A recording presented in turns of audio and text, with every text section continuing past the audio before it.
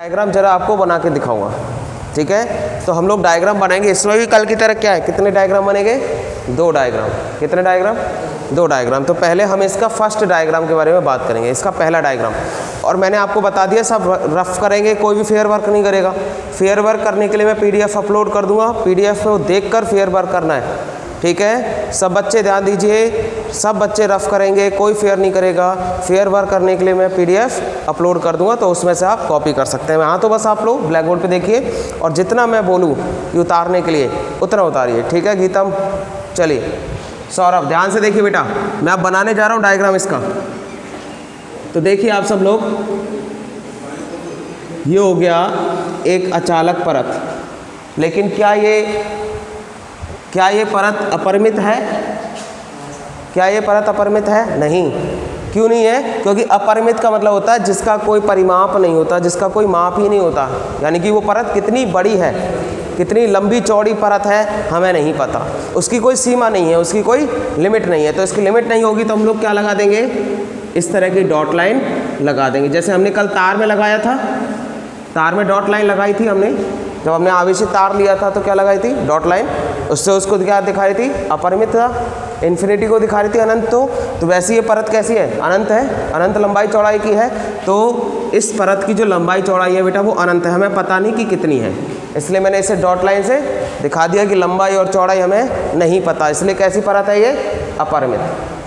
लेकिन समरूप है, कैसी है, समरूप है। इसका जो रूप है वो कैसा है, समान है, कहीं से भी टेढ़ा मेढ़ा नहीं हो जाएगा। ये परत ऐसी नहीं हो जाएगी बेटा, ठीक है। ये परत को ऐसे नहीं करोगे आप। इसका आकार कैसा रखा जाएगा, समरूप, समान आकार। अब देखिए ध्यान से, अचालक है, कैसी है बेटा, अचालक। अचालक किसे कहते हैं, जिससे इलेक्ट्रॉनों का प्रवाह नहीं हो पाता, ठीक है। ऐसी वस्तुएं जिनमें से इलेक्ट्रॉनों का प्रवाह नहीं हो पाता, उन वस्तुओं को क्या कहते हैं, अचालक। तो ये परत भी कैसी बेटा, अचालक। इसके अंदर आवेश मौजूद है, लेकिन वो आवेश या वो इलेक्ट्रॉन बाहर नहीं जा सकते, केवल इसके अंदर रहेंगे परत के। समझ में आ गया। तो आवेशित है, कैसी है ये, आवेशित है। तो आवेशित परत है तो इस पर क्या होगा, आवेश होगा। अब एक बार बताइए, मैं आपसे एक क्वेश्चन पूछ रहा हूँ सब बच्चों से, ऑनलाइन ऑफलाइन जितने बच्चे बैठे हुए हैं, इस पर जो आवेश वितरण होगा वो किस प्रकार का होगा, रेखीय आवेश वितरण, पृष्ठीय आवेश वितरण या आयतनीय आवेश वितरण? आंसर दीजिए फटाफट, जल्दी से आंसर दीजिए। ऑनलाइन बैठे हुए बच्चे, किस प्रकार का आवेश, इसमें जो आवेश है वो किस प्रकार का होगा, जल्दी से आंसर दीजिए। पृष्ठीय आवेश वितरण, ठीक बेटा, सभी सही बता रहे हैं। नकुल, निक्की, सभी बच्चे सही बता रहे हैं। इस पे किस प्रकार का आवेश वितरण होगा, पृष्ठीय आवेश वितरण होगा। तो इस अचालक परत पर राज, मनोज, सभी बच्चे सही बता रहे हैं। ये जो परत है इस पर पृष्ठीय आवेश वितरण होगा। तो घनत्व भी कैसा होगा, पृष्ठीय आवेश घनत्व होगा। और पृष्ठीय आवेश घनत्व किससे दिखाया जाता है बेटा, रो से, सॉरी सिग्मा से। वो किसके बराबर होता है, आवेशों के कुल मान और S के जो पृष्ठ पर उपस्थित होता है। अब बात करेंगे आगे हम लोग जाकर, ठीक है। अभी तो इसे रहने देते हैं, अभी इसे रहने देते हैं, अभी हम लोग आगे का टॉपिक करते हैं। सभी बच्चे ध्यान से सुनिए, अगर आपको यहाँ तक समझ में आ गया हो तो ज़रा हैंड रेज कीजिए, सब बच्चे हैंड रेज कीजिए। आपको भी आ गया ना भाई, दोनों को, ठीक बेटा, ओके बच्चों, गुड। तो मैं अब आगे चल रहा हूँ, ध्यान से देखिए अब सब लोग, सब बच्चे ध्यान से देखेंगे। रिपीट करूँ, कृष्णवीर देखिए, ये कैसी परत ले ली हम लोगों ने, अपरिमित, क्योंकि इसका कोई सीमा नहीं है, कोई आकार फिक्स नहीं है। लेकिन ये कैसे आकार की है, समरूप है एक तरीके से। दूसरी बात, इस पर आवेश है, अचालक होने के कारण इस पर जो आवेश होगा अंदर से बाहर नहीं जा पाएगा, इलेक्ट्रॉनों का ट्रांसफ़र नहीं होगा। लेकिन इस पे जो आवेश वितरण है वो किस तरह का होगा, वो पृष्ठीय आवेश वितरण होगा। तो मैंने इसके पूरे पृष्ठ पर क्या कर दिया, आवेश वितरित कर दिया। अब जरा मैं आपको डायग्राम में इसे थोड़ा सा ब्लैक बोर्ड पे की जगह मैं इसे प्रैक्टिकली दिखाना चाहूँगा। बेटा ये परत हो गई, ये परत ऐसे रखी हुई है, लेकिन क्या वास्तव में मैं इसकी दिशा बता पाऊँगा आपको, नहीं। ब्लैक बोर्ड पे तो ऐसे रख सकते हैं, लेकिन दिशा हम लोग ऐसे बताएंगे। तो ये परत वास्तव में है कैसी, कुछ इस तरीके के, देखिए ध्यान से, सबको दिखाई दे रही है। अब इस पे जो विद्युत क्षेत्र बनेगा इसके लंबवत बनेगा, लेकिन मैं ब्लैक बोर्ड पे तो ऐसे तो बना नहीं सकता, बाहर की तरफ दिखा नहीं सकता, लेकिन हमें ब्लैक बोर्ड पे कहाँ दिखाना पड़ता है, इसके जस्ट राइट हैंड में या लेफ्ट हैंड में। इसका जो विद्युत क्षेत्र बनेगा, विद्युत क्षेत्र की जो दिशा होगी लंबवत होगी। क्यों हो गया, इसका क्षेत्रफल सदिश लंबवत होगा परत का, या तो वो इस दिशा में होगा या वो इस दिशा में होगा, लंबवत होगा। भाई ऐसे तो होगा नहीं, ये तो लंबाई है नहीं, ये तो समानांतर हो गई, तो लंबवत कहाँ होगा, इस दिशा में होगा। अब देखिए आगे ध्यान से, अब मानो इस परत का जो मध्य बिंदु है वो कितना मान लिया, मध्य बिंदु क्या माना, ओ, सबने मान लिया मध्य बिंदु ओ। अब इस मध्य बिंदु से कितनी दूरी पर, आर दूरी पर, इस मध्य बिंदु से कितनी दूरी पर बेटा, आर दूरी पर क्या ले लिया हमने, बिंदु P, क्या ले लिया हमने, बिंदु P ले लिया। सब बच्चों को दिखाई दे रहा है अच्छी तरीके से, आज बहुत स्लोली हम लोग चल रहे हैं, कोई दिक्कत नहीं हो रही। बिंदु O जो है इस परत का मध्य बिंदु है, इसके जो अक्ष से गुजर रहा है इसके केंद्र से। अब इस बिंदु से r दूरी पर एक बिंदु क्या ले लिया, P, और P पर हमेशा कैसा चार्ज होता है, परीक्षण आवेश। कैसा उपस्थित होता है, परीक्षण आवेश, Q0, ये बच्चे जानते हैं सब लोग। अच्छा एक बात बताइए बच्चों, अब हम लोग क्या करेंगे, अब हमें क्या निकालना है, बिंदु P पर विद्युत क्षेत्र की तीव्रता, बिंदु P पर विद्युत क्षेत्र की तीव्रता निकालनी है। तो एक बात बताइए, इस संपूर्ण परत के कारण हमें निकालनी है, इस संपूर्ण आवेशित परत के कारण हमें निकालनी है, लेकिन हम लोग क्या करेंगे, सबसे पहले इसका छोटा सा अल्पांश ले लेंगे, अल्पांश के कारण तीव्रता निकालेंगे और फिर इसका क्या कर देंगे, समाकलन कर देते हैं इस पूरे पृष्ठ के द्वारा, तो हमारी पूरी तीव्रता आ जाती है संपूर्ण परत के कारण। तो हम लोग क्या करेंगे, जरा देखिए हम लोग ध्यान से क्या करने वाले हैं। बिंदु, सब बच्चे एक बार ध्यान से देखें, बिंदु O से ऊपर और नीचे कितनी दूरी पर, L दूरी पर, कितनी दूरी पर, L दूरी पर, बिंदु O से ऊपर की तरफ L दूरी पर और नीचे की तरफ L दूरी पर क्या ले लेंगे हम लोग, दो अल्पांश ले लेंगे। अल्पांश के नाम क्या रख दिए, A और B, अल्पांश के नाम क्या रख दिए, A और B।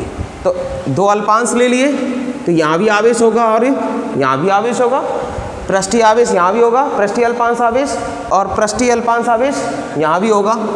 अब देखिए ध्यान से सब बच्चे, इन दोनों अल्पांशों के कारण तीव्रताएं निकाली जाएंगी, बिल्कुल कल की तरह चल रहा है। सब बच्चों को ध्यान रखिए, कल भी मैंने यही बताया था, हमने तार पर दो अल्पांश लिए थे। तो देखिए बिंदु A पर इस धनावेश के कारण, इस पृष्ठीय अल्पांश आवेश के कारण विद्युत क्षेत्र की तीव्रता किधर होगी, A से P की ओर, इसकी दिशा क्या हो, विद्युत क्षेत्र की तीव्रता को क्या मानेंगे, DE1 वेक्टर, यही होगा। अब देखिए ध्यान से, चला एक बार और नोटिस कीजिए, बिंदु A पर उपस्थित अल्पांश पृष्ठीय आवेश के कारण बिंदु P पर विद्युत क्षेत्र की तीव्रता क्या हो गई, DE1 वेक्टर। अब देखिए ये DE1 वेक्टर दो दिशाओं में जा सकता है, एक तो क्षैतिज दिशा में और एक बिंदु के P के लंबवत जा सकता है, ऊर्ध्वाधर दिशा। तो इसके दो घटक बनेंगे, DE1 के कितने घटक बनेंगे बेटा, दो घटक बनेंगे। इसका क्षैतिज घटक कितना बनेगा, DE1 cos थीटा।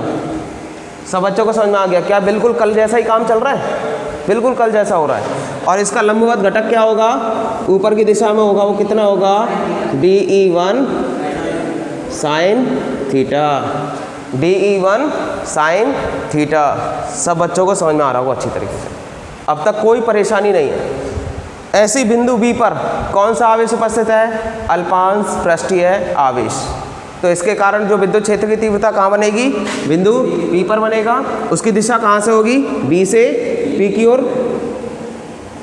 ठीक है, आपको समझ में आ रहा है B से P की ओर क्यों होगी, क्योंकि इस पे कौन सा आवेश है, धनावेश, और ये कैसा आवेश है, परीक्षण आवेश, धनावेश। तो ये धनावेश इसको क्या करेगा, धक्का मारेगा, प्रतिकर्षण करेगा। ठीक है, अब देखिए ध्यान से ऊर्ध्वाधर घटक, देखिए ध्यान से सब लोग बच्चे। तो हम लोग क्या करेंगे इसका, अब सब ध्यान से सब बच्चे, B के कारण इसका जो होगा विद्युत क्षेत्र की तीव्रता क्या हो जाएगी, बी से पी की ओर, ठीक है, बी से पी की ओर हो जाएगी। ध्यान से देखिए बच्चे, तो इसके भी जो दिशा होगी हो गई DE2 वेक्टर, DE2 वेक्टर, विद्युत क्षेत्र की तीव्रता हो गई। तो इसके बताइए घटक कितने बनेंगे, 2 घटक बनेंगे, एक क्षैतिज घटक और एक ऊर्ध्वाधर घटक। क्षैतिज घटक कितना बनेगा, DE2 cos थीटा, और इसका लंबी घटक बनेगा वो बनेगा DE2 sin थीटा। सबको क्लियर हो रहा है, एक एक बातें क्लियर हो गई। अब जरा बच्चों इस घटकों के बारे में ध्यान से देखते हैं कि किस घटक के कारण विद्युत क्षेत्र की तीव्रता बनेगी और किस घटक के कारण विद्युत क्षेत्र की तीव्रता नहीं बनेगी। वो बात के जरा इस केस के बारे में देखते हैं। अब हम ये देखेंगे कि किस घटक के कारण विद्युत क्षेत्र की तीव्रता बनेगी और किस घटक के कारण विद्युत क्षेत्र की तीव्रता नहीं बनेगी। तो पहले हम लोग देखते हैं क्षैतिज घटकों के बारे में। क्षैतिज घटक, क्षैतिज घटक कौन कौन से बेटा, DE cos थीटा किसके बराबर हो जाएगा, DE2 cos थीटा के। ये दोनों परिमाण में कैसे हैं, बराबर, दिशा में कैसे हैं, बराबर, यानी कि दिशा, डायरेक्शन और मैग्नीट्यूड, ठीक है, डायरेक्शन और मैग्नीट्यूड कैसा हो जाएगा बेटा, दोनों का समान, यानी कि दिशा और परिमाण कैसी हो जाएगी, समान। तो इनके कारण कुल परिणामी बनेगा डाउट। अरविंद पूछिए बेटा, डाउट पूछिए। अरविंद अपना क्वेश्चन कर सकते हो बेटा, पूछिए, जल्दी पूछिए बेटा।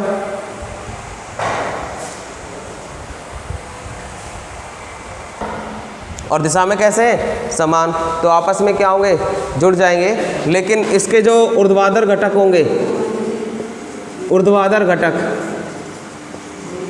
वो कैसे होंगे बेटा, दिशा में तो अलग अलग हैं, विपरीत हैं, लेकिन परिमाण में कैसे, समान। तो DE1 sin थीटा बराबर किसके हो जाएगा, DE2 sin थीटा के। ये दिशा में कैसे बेटा, विपरीत, और परिमाण में समान, परिमाण में समान है। तो ये क्या हो जाएंगे, कैंसिल हो जाएंगे, क्या हो जाएंगे, कैंसिल हो जाएंगे, एक दूसरे का कैंसिल कर देंगे दिशा में विपरीत होने के कारण। आप लोग यहाँ तक कॉपी करिए, जल्दी से डायग्राम बना लीजिए, आप लोग ये लिख लीजिए, जल्दी से करिए, 1 मिनट का टाइम मैं आपको देता हूँ,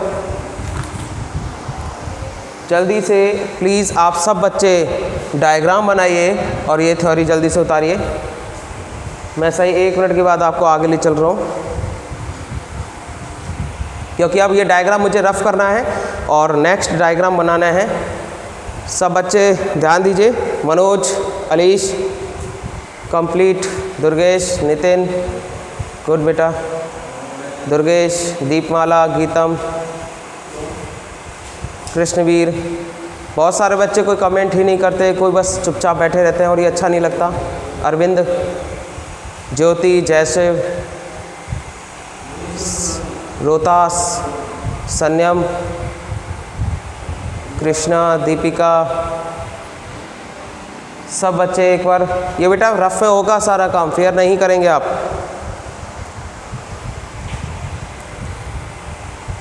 ठीक है, सब बच्चे हम क्या करेंगे, आगे चलेंगे अब, क्योंकि इसका आधा पार्ट अब रह गया है।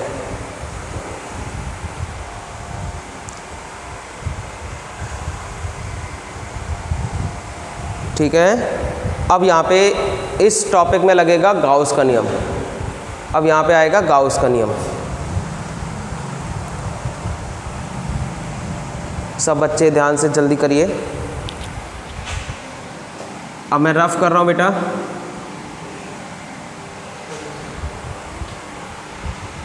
प्लीज़ डू फास्ट, जल्दी कीजिए।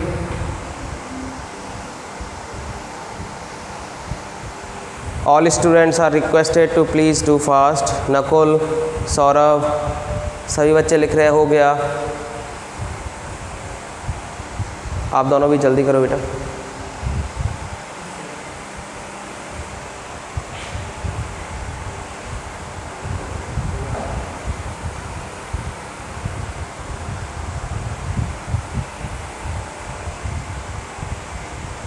आगे चलो सर। कृष्णवीर बेटा अभी चलता हूँ बस। सब देखिए मैं रफ कर रहा हूँ इसको,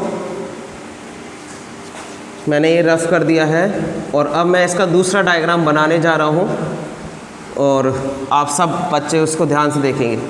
अब आता है इसका मेन पार्ट, यानी कि जहाँ से गाउस लॉ लगेगी, अब गाउस लॉ के थ्रू हम लोग इसे समझेंगे। अच्छा एक बात बताइए बेटा, जो चालक परत है क्या ये बंद है? क्या ये जो अचालक परत दे रखी है बंद परत है, बंद पृष्ठ है? नहीं। एक बात बताइए, क्या अचालक परत एक बंद पृष्ठ दे रखी है? नहीं दे रखी। इसका मतलब गाउस नियम नहीं लगेगा। जब तक हम इसमें कोई ना कोई एक बंद पृष्ठ की कल्पना नहीं करेंगे तब तक हम कोई गाउस नियम नहीं लगा सकते। लेकिन इस अचालक परत पर जो आवेश है वो एक तरह का विद्युत क्षेत्र बना रहा होगा, और जो विद्युत क्षेत्र बना रहा होगा उसका जो आकार होगा वो कैसा होगा? गोलीय होगा, बेलनाकार होगा। अब उस बेलनाकार बंद काल्पनिक पृष्ठ की कल्पना करेंगे। तो जरा आप ध्यान से देखना, ये आपकी बेटा अचालक परत में दोबारा से बना रहा हूँ, ठीक है। ये अचालक परत हो गई आपकी, इसे नाम दे दिया जाए अगर ABCD।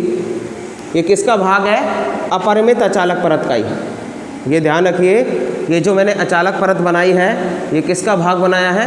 अपरिमित अचालक परत का ही छोटा सा भाग ले लिया। ABCD एक परत ले लिया हम लोगों ने। अब इस पे किस प्रकार का आवेश उपस्थित है? पृष्ठीय आवेश घनत्व उपस्थित है। तो ये सब हो गया पृष्ठीय आवेश घनत्व हो गया। सब बच्चों को ध्यान समझ में आ रहा है? इस परत पर क्या उपस्थित है? पृष्ठीय आवेश घनत्व उपस्थित है। अच्छा, अगर क्या इन सभी अल्पांश आवेशों की वजह से कोई ना कोई विद्युत क्षेत्र की तीव्रता निकलेगी? सभी की वजह से। पहले हमने किसकी वजह से निकाल के दिखाई थी? दो की वजह से, दो अल्पांश आवेश की वजह से। तो इस पूर्ण परत के द्वारा जब निकलेगी तो इन सभी अल्पांशों की वजह से निकलेगी, सबको जोड़कर निकलेगी। तो अब हम लोग क्या करेंगे, उसे ऑन कर दो। सब बच्चे ध्यान से देखिए, मैं दोबारा से एक बार और बोल रहा हूँ आप सबके लिए। अब जो विद्युत बिंदु P पर विद्युत क्षेत्र की तीव्रता निकलेगी वो कैसे निकलेगी बेटा? सभी अल्पांशों के कारण निकलेगी, कुल अल्पांशों के कारण। तो अब क्या करते हैं, मैं इस परत में एक कल्पना करता हूँ, एक छोटा सा अल्पांश ले लिया जाए। अगर मान के चलो इस आकार का कोई छोटा सा अल्पांश ले लिया जाए और वो छोटा सा अल्पांश पृष्ठीय अल्पांश लिया जाए, वो उस वैल्यू कितनी है? DS। इस संपूर्ण परत क्या, ठीक है, इस संपूर्ण परत की जो कुल क्षेत्रफल है, कुल पृष्ठीय क्षेत्रफल है वो कितना है? S। तो अल्पांश क्षेत्रफल कितना हो गया? DS, क्योंकि हमने क्या लिया है? अल्पांश क्षेत्रफल लिया है। अब देखिए बच्चों, हम लोग थोड़ा इसे और समझाता हूँ। मैं थोड़ा सा यहाँ से देखता हूँ, बेटा ध्यान से देखिए, दोबारा से समझा रहा हूँ। ये नाम लिखे हुए हैं मैंने ABCD, थोड़ा बड़ा मैं आपको लिख देता हूँ, ठीक है। ये ABCD एक परत ले लिया है क्योंकि इसका जो निर्माण हुआ है अल्पांश युग्मों के कारण हुआ है। तो मैंने इसके मध्य में क्या ले लिया है? अल्पांश ले लिया, अल्पांश पृष्ठीय क्षेत्रफल ले लिया। अब ये जो अल्पांश पृष्ठीय क्षेत्रफल ले लिया, इस पर आवेश होगा, ऊपर भी होगा, बीच में भी होगा, नीचे भी होगा। तो अब देखिए इसके कारण ये किस तरीके का क्षेत्र बनाएगा अपने दोनों तरफ। अगर मानो बिंदु यहाँ रखा जाए, अगर बिंदु यहाँ पे रखा जाए तो बिंदु मध्य बिंदु O से कितनी दूरी पर? R दूरी पर क्या है? बिंदु P, ठीक है। और इसी तरीके से जो ऊपर वाला आवेश होगा वो भी किस दिशा में विद्युत क्षेत्र बनाएगा? OP दिशा में, क्षैतिज घटक के रूप में। तो वो भी क्या हो जाएगा? इस डायरेक्शन में, और नीचे भी वैसे आवेश की वजह से इस डायरेक्शन में। और जो आवेश बन रहा होगा, विद्युत क्षेत्र बन रहा होगा, आवेश स्थिर बिंदु आवेश की वजह से वो कैसा बनता है? गोलीय। तो वो पृष्ठ कैसा हो जाएगा? गोलीय। तो एक बेलन की तरह आकृति मिल जाएगी आपको। और इसी तरीके से ये यहाँ पर अगर देखा जाए, मानो बिंदु यहाँ पर ले लिया P, ठीक है, क्योंकि ये परत है बेटा, ये परत है। तो क्या विद्युत क्षेत्र केवल इस दिशा में बनेगा? इस दिशा में नहीं बनेगा, बनेगा इस दिशा में, क्योंकि इस प्लेट के दोनों तरफ लंबवत है। तो लंब तो सर इधर से डाले जाएंगे कि इधर से भी डाला जा सकता है? दोनों तरफ से डाला जा सकता है। ध्यान से देखिए, मैं बुक में दिखा रहा हूँ, ये प्लेट कुछ इस तरीके से है। तो लंबवत दिशा में जो विद्युत क्षेत्र बनेगा वो इधर से भी बनेगा और इधर से भी बनेगा, ठीक है। तो बिंदु जो O है, इसके दाएं तरफ बिंदु P लेकर माना तो इधर विद्युत क्षेत्र बन रहा है, और बाएं तरफ अगर बिंदु P माना है तो R दूरी पर r दूरी पर अगर इधर की तरफ विद्युत क्षेत्र मान लिया जाए तो इधर भी विद्युत क्षेत्र बनेगा इन्हीं अल्पांश आवेशों की वजह से, तो वो भी कैसा बनेगा, गोलीय। और जो गोलीय होगा वो कैसा आकार मिल जाएगा, एक तरीके से बेलनाकार। ठीक है, यानी कि इस अचालक परत के अल्पांश पृष्ठीय आवेश की वजह से जो बंद पृष्ठ प्राप्त होगा वो कैसा होगा, बेलनाकार प्राप्त होगा। और बेलनाकार बंद पृष्ठ कैसा होता है, गाउसी पृष्ठ। ठीक है, उसी को क्या कहते हैं, गाउसियन पृष्ठ कहते हैं। अच्छा, अब ध्यान दीजिए, बिंदु O इसका क्या है, मध्य बिंदु। मध्य बिंदु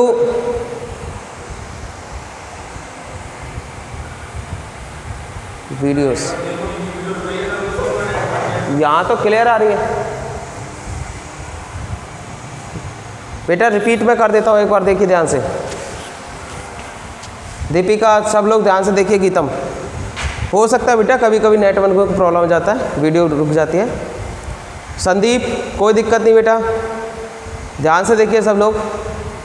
कुछ बच्चे कह रहे हैं वीडियो बिल्कुल सही है, कुछ कह रहे हैं रुक रही है बीच बीच में, फिर भी कोई दिक्कत नहीं, मैं रिपीट कर रहा हूँ आप सबके लिए, आगे नहीं चल रहा, रिपीट कर रहा हूँ, ध्यान से देखिए। अगर मान के चलो इस परत के मध्य में हमने एक अल्पांश क्षेत्रफल ले लिया छोटा, उसका नाम क्या है, ds। अगर उस अल्पांश क्षेत्रफल पर अल्पांश आवेश उपस्थित होगा, उस अल्पांश आवेश की वजह से दाईं तरफ और बाईं तरफ विद्युत क्षेत्र बनेगा, दोनों तरफ बनेगा। मैंने बता दिया कि कोई ज़रूरी नहीं है कि केवल दाईं तरफ बनेगा, बाईं तरफ भी बन सकता है। तो अब देखा जाए ऊपर नीचे और बीच में सभी आवेशों की वजह से जो बंद पृष्ठ बनेगा वो कैसा हो जाएगा, बेलनाकार आकार का हो जाएगा, गोलीय पृष्ठ बनेगा। तो गोलीय पृष्ठ को जब मिलाया जाएगा तो वो कैसा हो जाएगा, बेलनाकार बंद पृष्ठ मिल जाएगा। तो अब बेलनाकार बंद पृष्ठ की अगर हम यहाँ पे कल्पना करते हैं तो गाउस नियम के अनुसार, अब यहाँ लगाएंगे हम लोग गाउस नियम। गाउस नियम से मैं आप सब बच्चों से एक क्वेश्चन करूँगा, ऑनलाइन बैठे हुए हैं सब बच्चे, अब ध्यान से देखिए। गाउस नियम से बंद पृष्ठ या गाउस नियम से जो बंद पृष्ठ से रेख हम लोग पृष्ठीय आवेश घनत्व निकालते हैं, फॉर्मूला बताइए जरा लिख के मुझे, सब बच्चे बताइए, आप भी बताइए बोल के। गाउस नियम के अनुसार पृष्ठीय आवेश घनत्व क्या होता है, जल्दी बोलिए। पृष्ठीय आवेश घनत्व dq/ds, यानी कि सिग्मा बराबर, ठीक है, कुल आवेश क्या हो जाएगा, समेशन q, और कहाँ पर, एकांक पृष्ठीय क्षेत्रफल पर, तो क्या हो जाएगा s। हम लोग क्या करते हैं, dq/ds। बच्चे सही बोल रहे हैं, क्योंकि अल्पांश पृष्ठ में उपस्थित अल्पांश आवेश को ही पृष्ठीय आवेश घनत्व कहते हैं। तो पूर्ण पृष्ठ में प्रयुक्त पृष्ठ क्षेत्रफल पर उपस्थित पूर्ण आवेश को ही क्या कहेंगे, पूर्ण रेखीय या पृष्ठीय आवेश घनत्व कहेंगे। ठीक है, तो गाउस नियम से क्या हो गया, सिग्मा बराबर समेशन q/s। ये समेशन q क्या है, आवेशों का कुल बीजगणितीय योग। इस पृष्ठ पर जितना भी आवेश उपस्थित है उसका बीजगणितीय योग वो कितना है, समेशन q। और s क्या है, इस पृष्ठ का या सॉरी इस परत का कुल क्षेत्रफल। ठीक है, इस कुल क्षेत्रफल में जितना आवेश उपस्थित है उसी को क्या कहते हो आप, पृष्ठीय आवेश घनत्व। उसी को क्या बोल रहे हो बेटा, पृष्ठीय आवेश घनत्व, सिग्मा। समझ में आ गया बच्चे? ये डायग्राम बनाइए जल्दी से, सब बच्चे डायग्राम बनाएं फटाफट। बेटा मैं आगे चलूँगा, अब यहाँ से डेरिवेशन चालू हो जाएगी, थ्योरी ख़त्म हो चुकी है। तो ये डायग्राम आप बना लीजिए फटाफट।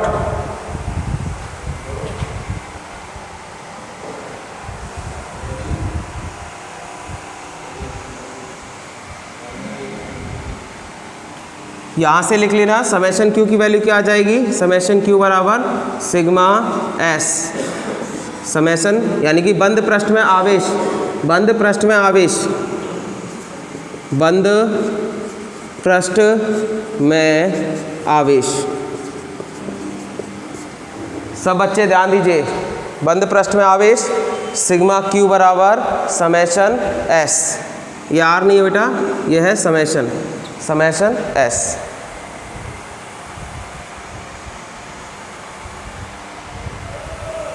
संयम ओके बेटा, अगर हो गया हो तो सभी बच्चे हैंड रेज कीजिए फटाफट जल्दी से। अगर हो गया हो तो भावना, कृष्णवीर, अरविंद, दीपिका, दीपमाला, सब बच्चे बताइए अगर हो गया हो तो। गुड बेटा। मनोज, अंकित, सब बच्चे अगर हो चुका है आप लोगों का।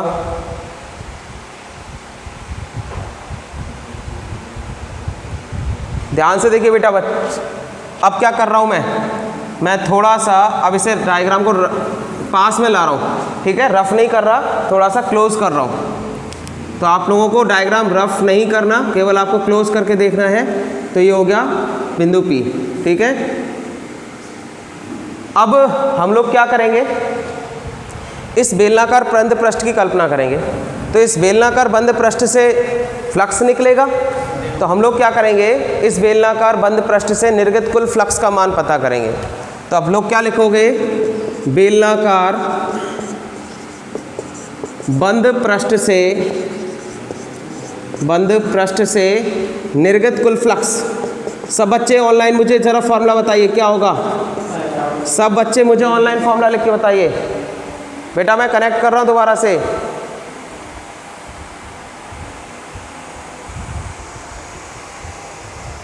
सभी बच्चे सुनिए ध्यान से।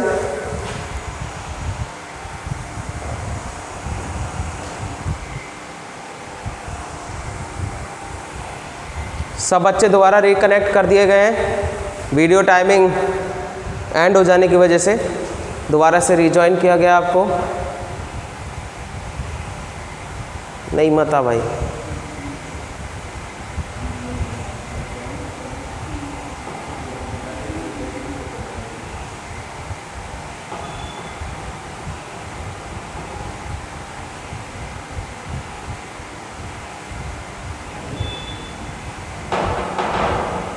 सब बच्चे रिकनेक्ट कर दिए गए। आपकी आवाज़ मुझ तक आ रही है।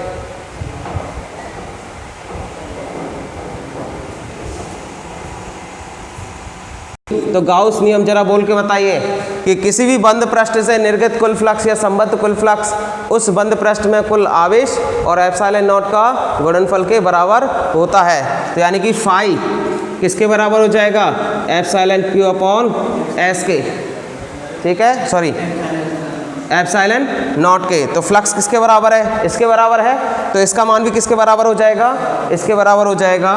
तो ये ध्यान दीजिए, ये हो गया बंद पृष्ठ से निर्गत कुल flux F E vector dot D S vector किसके बराबर हो जाएगा, summation Q upon epsilon not के। जरा उतारिए इस चीज़ को, कॉपी करिए फटाफट।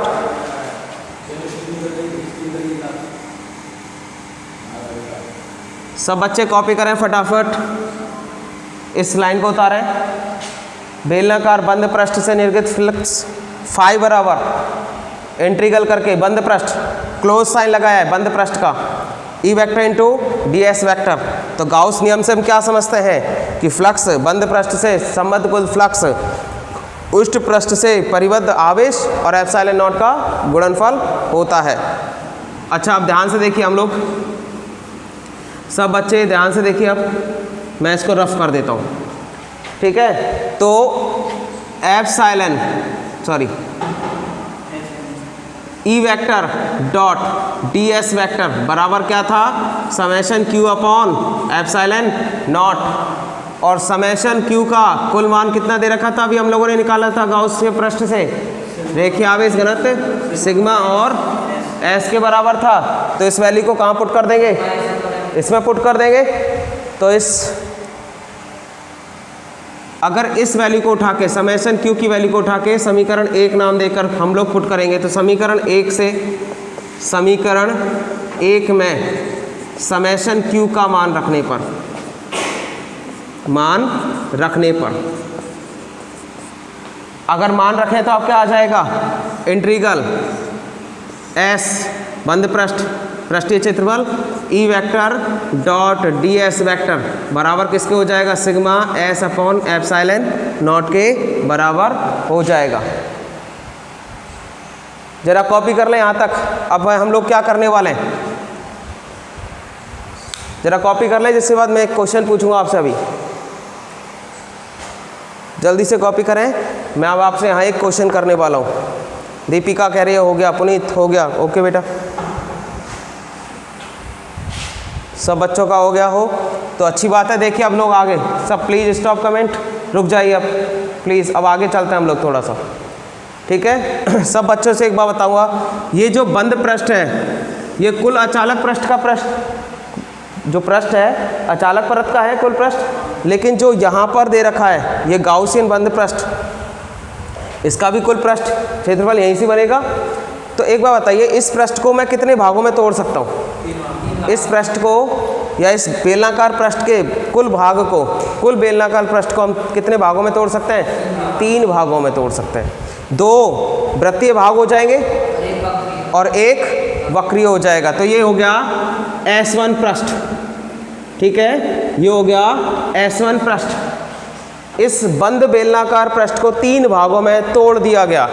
पहला पृष्ठ S1 पृष्ठ, दूसरा पृष्ठ S2 पृष्ठ, ठीक है, और तीसरा पृष्ठ अगर यहाँ ले लिया जाए अल्पांश वक्रीय पृष्ठ, ठीक है, तो ये हो गया S3। अच्छा S1 और S2 कैसे पृष्ठ है बेटा? वृत्तीय पृष्ठ हैं और S3 वक्रीय पृष्ठ है, ठीक है। S3 कैसा है? वक्रीय पृष्ठ। अच्छा, विद्युत क्षेत्र की जो तीव्रता होगी, सॉरी सब लोग सुनिए ध्यान से, विद्युत क्षेत्र की जो तीव्रता होगी उसकी डायरेक्शन क्या होगी? ऊपर होगी, नीचे होगी या दाएं बाएं होगी? जल्दी बताइए। S1 और S2 के लिए कहाँ होगी? कमेंट कीजिए। राइट लेफ्ट में होगी या अपर डाउन होगी? विद्युत क्षेत्र की जो दिशा होगी, विद्युत क्षेत्र की दिशा P बिंदु पर निकाली थी, P बिंदु कहाँ था? राइट लेफ्ट, ठीक है। तो इसके लिए कहाँ हो गई? इस तरफ, ठीक है, और इस पृष्ठ के लिए कहाँ हो गई? इस तरफ हो गई विद्युत क्षेत्र की तीव्रता की दिशा। समझ में आ गया सब बच्चों को? अब देखिए इसका अविलंब क्षेत्रफल सदिश किधर निकलेगा? अविलंब क्षेत्रफल सदिश, क्योंकि ये वृत्तीय पृष्ठ है, इसके लंबवत निकलेगा, तो वो भी कहाँ निकलेगा? इस डायरेक्शन में, ठीक है। इसका अविलंब सदिश, अविलंब क्षेत्रफल सदिश इस पृष्ठ का कहाँ निकलेगा? इस डायरेक्शन में लंबवत, यानी कि विद्युत क्षेत्र की तीव्रता और अविलंब क्षेत्रफल सदिश। मैं थोड़ा सा बड़ा लिख रहा हूँ यहाँ पे, ध्यान से देखिए।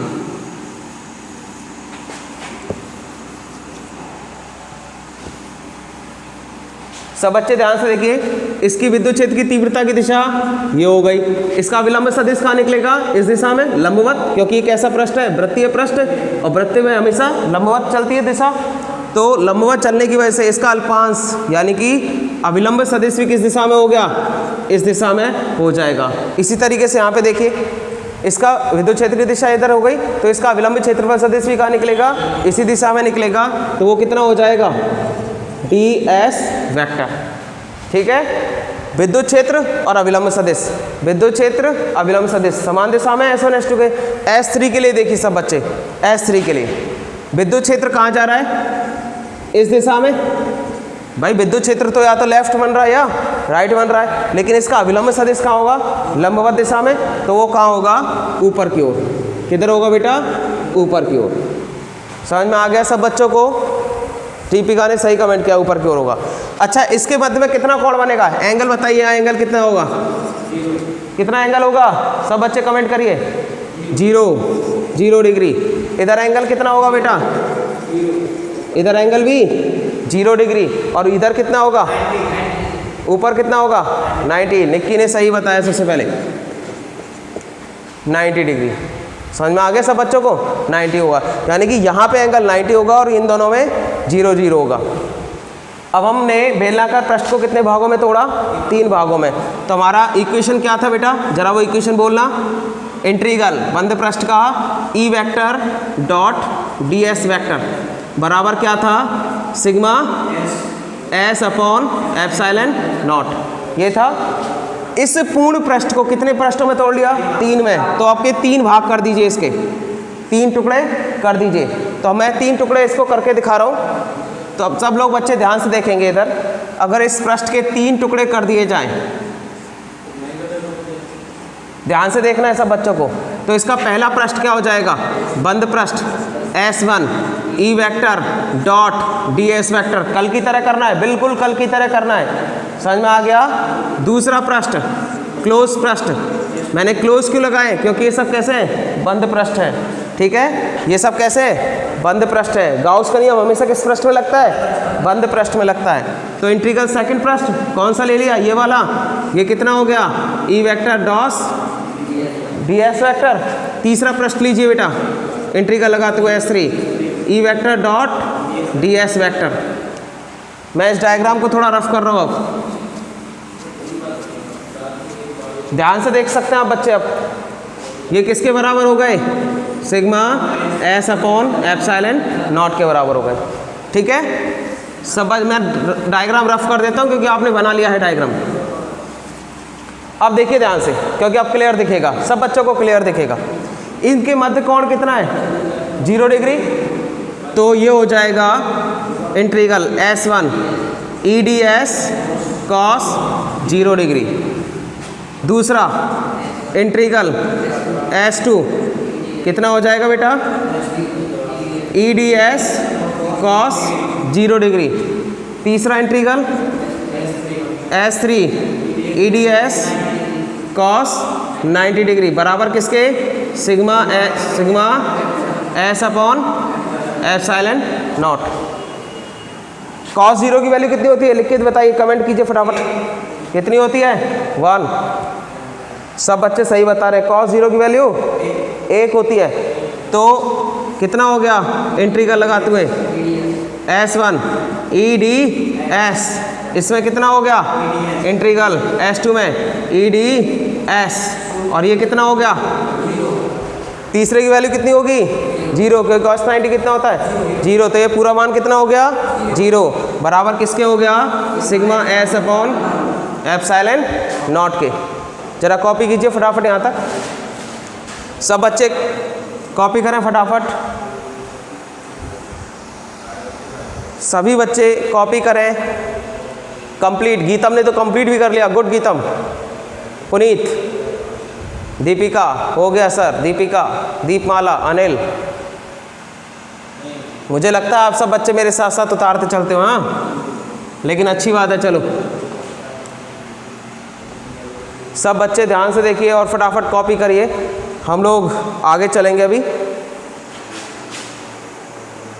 अभी उन्हें दिक्कत होगी तो पहले बता दिया जाए, कोर्स दोबारा नहीं कराया जाएगा ये चैप्टर, तो जो ऑनलाइन पढ़ रहे हैं वो फ़ायदे में रहेंगे। अब देखिए ध्यान से, बस बेटा होने वाला है, केवल 5 मिनट और दीजिए बस। अब देखिए यहाँ पर विद्युत क्षेत्र दोनों में कैसे हैं, समान। तो जो समान राशि होती है नियत होती है, नियत का कभी भी समाकलन नहीं होता, समान राशि बाहर आ जाएगी। तो इसमें से ई बाहर आ गया, अंदर क्या बचा, S1 ds का समाकलन होगा, छोटे से पृष्ठ का समाकलन होगा। इसी तरीके से इसका ई बाहर आ जाएगा, ठीक है। तो इसके लिए कितना आ गया, S2 कितना आ गया बेटा, S2, इसका भी क्या हो जाएगा, समाकलन हो जाएगा। और ये किसके बराबर हो जाएगा, सिग्मा एस एप्सिलॉन नॉट, ठीक है। इन दोनों को अगर आप देखोगे तो E इसका अगर समाकलन करोगे तो कितना हो जाएगा, अल्पांश पृष्ठीय क्षेत्रफल का। ध्यान से देखिए बच्चों, मैं थोड़ा नीचे लिख रहा हूँ, ध्यान से दोबारा लिख रहा हूँ। अगर E बाहर आ जाएगा तो पृष्ठीय क्षेत्रफल S1 का क्या हो जाएगा, समाकलन ds, और दूसरा समाकलन जिसी तरीके से बाहर E अगर ले लोगे तो S2 कितना हो जाएगा ds, और बराबर किसके हो जाएगा, summation s upon epsilon not के। अगर E को नियत मानते हुए इसका समाकलन किया जाएगा तो कितना होगा s, और प्लस E को नियत मानते हुए इसका समाकलन किया जाएगा तो पृष्ठीय क्षेत्रफल कितना हो जाएगा s, ये बराबर किसके हो जाएगा, sigma s upon epsilon not के। ये दोनों मिलकर क्या हो गए, 2es, ये किसके बराबर हो गया, sigma s upon epsilon not के बराबर हो गया, ठीक है। अगर ये एप्सिलॉन नॉट के बराबर हो गया तो अब विद्युत क्षेत्र निकालना आसान है, पक्षांतरण कर देंगे आप, क्रॉस मल्टीप्लाई कर देंगे तो आपको विद्युत क्षेत्र निकल आएगा। यहाँ पे s से क्या कट गया, s खत्म हो गया तो बचा क्या, 2e बराबर सिग्मा अपॉन, तो E बराबर, ये बन गया फॉर्मूला। इससे क्या पता चल रहा है कि जो विद्युत क्षेत्र है वो बनेगा, वो किस पर निर्भर करेगा, पृष्ठीय आवेश घनत्व पर निर्भर करेगा। क्या दूरी पर निर्भर कर रहा है, नहीं करेगा। यहाँ पे दूरी पर निर्भर नहीं करेगा कि चालक तार, पहले जैसे उसमें चालक तार में दूरी थी कि दूरी पर निर्भर करता है, दूरी बढ़ाने पर कम हो जाता है, लेकिन यहाँ पे कहीं भी दूरी नहीं आ रही है, आर नहीं आ रहा। तो याद रखिए अचालक परत के कारण बनने वाला विद्युत क्षेत्र केवल उस पर उपस्थित पृष्ठीय आवेश घनत्व पर निर्भर करता है, दूरी पर निर्भर नहीं करता। ठीक है, तो ये बात मैं आपको समझा चुका हूँ। ये हो चुका है आज का टॉपिक, ये टॉपिक पूरा कर चुके हैं। और सभी बच्चों से एक बात कहना चाहूँगा, PDF मैं अभी अपलोड कर रहा हूँ आप सबके लिए। और दूसरी बात, कल मैं कराऊँगा न्यूमेरिकल बेटा। अब कल मैं न्यूमेरिकल कराऊँगा इन दोनों टॉपिक्स के ऊपर, इन दोनों टॉपिक्स